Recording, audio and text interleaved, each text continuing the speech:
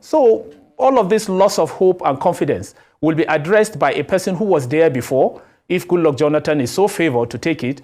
And I think I'm one of those persons who believe that he is truly deserving an opportunity again, because he has demonstrated that he's a capable and a very, very serious Democrat who appreciates, the significance of managing a democracy like Nigeria with its heterogeneous and a very complex tendency. He's one person who has appreciated, who has not shown narrow-mindedness in managing national affairs. So he seemed to have the clout. He is today being looked around in Nigeria by even the opposition, other opposition parties, including the ruling party. They are saying that if this is what it means, to have a democracy, then we've wronged PDP and we have wronged Goodluck Jonathan in particular for calling him names, and then we've not been able to address the problem after blackmailing him out of power in 2015. Like the common saying, they say the taste of a burden is in the eating. Now the Northerners are begging Jonathan to come back. They recall that under Jonathan, the economy of Nigeria was progressing in a very steady manner. However, the only issue with Jonathan there was the issue of the cheaper girls. But since in the last 9 years, insecurity has even worsened, and now they are begging Jonathan to come back. Don't you think the Northerners are at it again on how they deceive the South? Quickly, what's the reaction? I don't want to dive into that issue, because Jonathan matter, has been a matter of national consciousness, because for the North to come up through this too early, though we believe that after any moment from next year, politicking will kick off at a very higher level as expected. That has been the calendar of the Nigerian political system. But the North, as at this point in time, are just trying to be very, very calculative, not to repeat the same mistake that have been repeating. And if care is not taken to, they are going to fall into the trap of the unknown, because the northern Nigeria and the northern politicians, the way they are trying to do their own politics, I think to an extent the southern part of the country is beginning to understand the kind of gimmicks to throw to the public at every time we are having politicking, or every time we are moving towards another era of administration and another era of politicking at the end of the day. But it's the Jonathan factor, quote and unquote. If you look at it very well, what was the antecedent of Jonathan's administration? What led to the fall of Jonathan? Why is it that Jonathan could not be able to advance to the next term, trying to use that opportunity to win Nigeria and propel some of his policies as at that time, even though there was massive opposition against it, is that Jonathan's administration demarketed themselves to Nigerians by not carrying Nigerians along on the positivity of some of those policies that he was already championing as at that time. So his media team, didn't do a lot of a job, to carry Nigerians along, especially on the issue of the subsidy, and secondly, the bastardization of that administration by some northern politicians using kidnapping, using elements of terror, using elements of banditry, thuggery, and especially the issue of Chibok, that was quite an embarrassment, apart from the one we saw that happened in the United Nations, bombing, suicide bombing, and thereabout. A lot of things happening, even close to the seat of power. So Jonathan to Nigerians become insecure, including Nigerians. We are feeling insecure. But instead of Jonathan coming together, to put up some certain engagements in terms of engaging the people directly, being decisive on what his administration is all about, having surrounded himself with world-class technocrats, economists, best brains ever in the history of Nigerian government. Jonathan had the best, and these are the things, the structures PDP, solidly led on ground, for a continuous transformation of the Nigerian political system, and of course development at the same time. But you can say what Jonathan, when Jonathan came in, he threw an open hand to the opposition. You know, he was giving opposition so much leverage to the extent that we saw opposition winning their electoral disputes in court, and Jonathan coming out to congratulate them. We saw what happened in Edo State under Jonathan, where Osomole won, and Jonathan have what it takes to make sure that, you know, he put opposition thoroughly on check. But it was an open hand, and they not capitalized, and that was what brought the Jonathan's administration to a halt.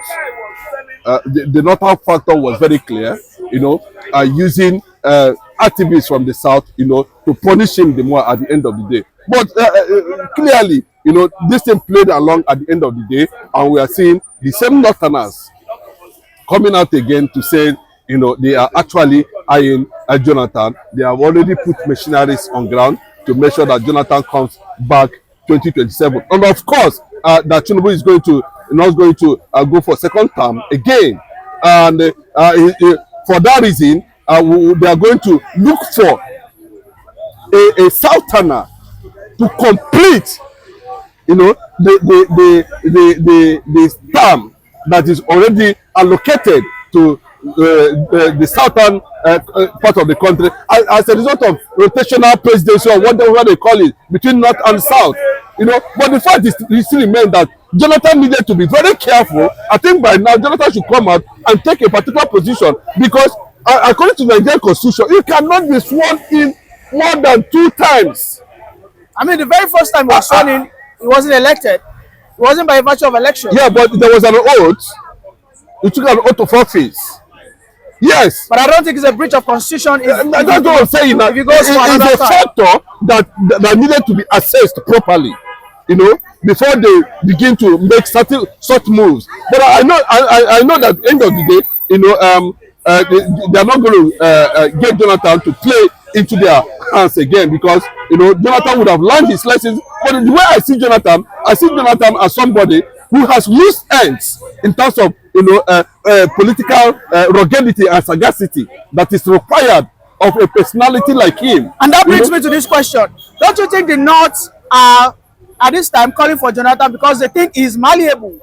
Because we will recall that under Jonathan, the Northerners, I mean, enjoyed so many grants and so many infrastructural development, most especially in the building of their Almajiri schools, and a lot of roads. And in fact, Jonathan was dancing to their tune. Don't forget, Jonathan actually forgot about Bayelsa. He forgot about the Southerners. So, and 2 days ago, we saw, I think, about 4 key northern politicians in Atiku's house. And people are already carrying the rumor that this is a plan, all in a bid, to bring PDP back, and they are presenting Jonathan. You know, yes, let me tell you, Jonathan would have is going to take a position based on that. But if they push Jonathan too much, you know, and Jonathan discovered that he's just going there to, at the end of the day, embarrass himself, he's going to pull out. But for me, I would advise Jonathan to play an elder statesman behind and make sure that a credible candidate is supported for the next election. But the North doesn't want to toy with the chances of having Jonathan back to power, because they felt that they have tested him, they understand him, and he's somebody, you know, they can actually work with. Upon all the, you know, development Jonathan pushed towards the northern part of the country, how were they able to sustain it? Was it sustainable? Can they come out now and say, you know, yes, some of these policies we can see now, the foundation has been laid by Jonathan, and we're able to push it to this level. But you can see that most of those things now collapse as a result of the way the manner the northern Nigeria play their kind of own type of politics, you know, which has attracted people like Erofai, the Emir of Kano, Sanusi, you know, trying to see how they can propel the North to understand that there's need for them to embrace, you know, some sort of, you know, a culture that will encourage, you know, education, you know, educational development in the North. But the fact at this point is that Jonathan in question, you know, will be for me another gunpowder at the end of the day that might explode to something that might not be palatable to anybody. So the North is trying to play a game, at this point. But from the feeling we are getting from Aso Rock presently, Bola Ahmed Tinubu seems to understand the direction they are going and is doing a lot of underground work, like the new CGN Kudrat Ebu or Kekere Ebu or yeah, if I can be right on that pronunciation. Yeah. You understand? He's trying to position himself, in preparation. And the next person we are going to see that's going to leave one of the important institutions of democracy, the INEC chairman. I think very soon. I think that one also is about to leave completely. Paving the way for another person that is going to play the another role in that regard in favor of the ruling party. But the fact remains that Jonathan is not going to be a fantastic president if he comes in, because they not want to play the normal game they used to play. They want to sit on him at the end of the day. They want to, because they understand that he has this complexity, when it comes to northern issues. We saw how he was able to pamper the north to an extent that it become a threat to him himself. You understand? So, but that is not the fact. The fact is that they have also agreed that a Sultana was emerged after Tinubu's 4 years.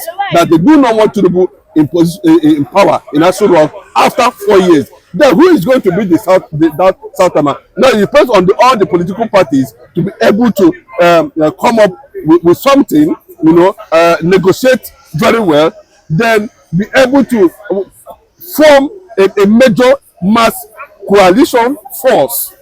Very important. If they feel that APC should not be there again, then the North should just jettison themselves from this calculation of, without them, they are the only one that would decide presidency at every point in time. That is not correct, but we know that they have a factor that favors them in terms of, voting and the rest of them. But the fact still remains is that, for me, I think Obi Saraki will do a lot of wonders in that regard. But people have not looked into that direction and understand that, these two powerful figures. You are proposing Peter Obi and Bukola Saraki? I say Obi Saraki will be an option. I can't campaign for Atiku. That is just the truth about me. I love Atiku so much. I love his, but he might not be able to advance Nigeria to. And you think a Saraki will run against Atiku? No, it's not about that. See, no, you understand what I mean. Remember that some time ago, we had Atiku, we had Lamido, we had Peter Obi, had a kind of a get together some time ago. And away from that, we have the same Aerofy and some other political power blocks visiting Buhari in Daura some time ago, all in the name of trying to get the support of the former president over what they want to do. And what they want to do, there's a coalition that they are going to float already. You understand? But that is not going to take the presidency from the south. But rather, Tinubu can be replaced with another Sultana. If Tinubu decide to not to play his game, because Tinubu knows what to do at any particular time. You understand? When it comes to issues like that, and if they become too, if they threaten Tinubu to understand, Tinubu might decide to break this country and let everybody be. I'm telling you, it's not a joke. You understand? Because the North should not be seen as having a direct influence on the sophistication of the South. That would be an embarrassment if such a thing is being allowed to repeat itself, because it will become a structure people will now the North will always leverage on to manipulate the South at every political space and era that comes. So for me, I think not Atiku, not Jonathan. Let us give these two Nigerians, considering their antecedents. They were former governors during their era, when Saraki was there as the governor of Kwara State, Peter Obi was there in Anambra State, and we have seen them grow politically in terms of popularity, in terms of, what they represent. Saraki happens to be one of the best Senate presidents ever after Chuba Okadibo, So if you have these two figures, we might be in for another new Nigeria at the end of the day. Thank you very much for that brilliant submission as usual, Mr. Chinedu. Good morning. Good morning.